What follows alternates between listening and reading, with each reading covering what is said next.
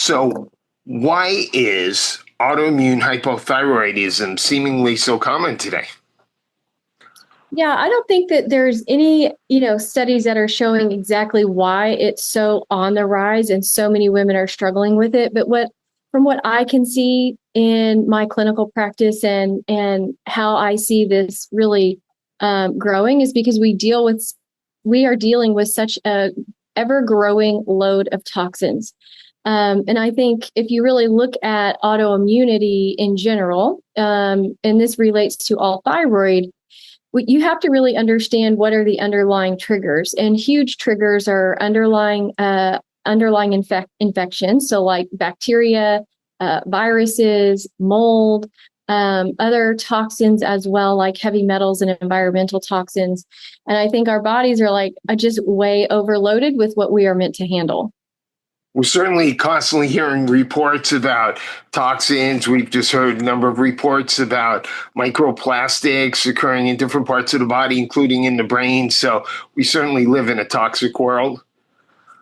Yeah, exactly. And I think the other thing that's a big contributing factor is not only the toxins, because those cause stress on the body, but also the stress that we live in our environment, right? Like our bodies aren't meant to necessarily be in fight or flight for long periods of time.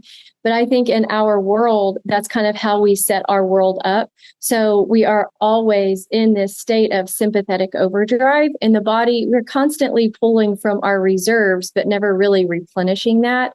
So if you think about it, the body's always in a state of fight or flight or under a lot of stress. Plus, we have all this toxic load on top of all of that, creating even more stress. And it is just more than what the body is meant to and capable of handling on a long-term basis.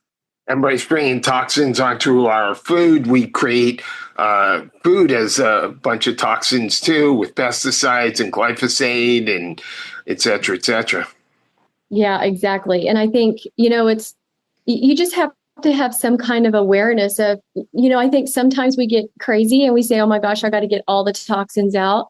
But it's really about having an awareness of what you can do, because we can't eliminate all toxins, but you want to look at your food and, eat as little toxic food as possible. Right. You can start with, organic and thinking about how, the protein that you're eating, what it's eating and what it's being fed and how it's treated. But like in the big scheme of things, if you just started with getting out processed food, you would be making huge changes. Right.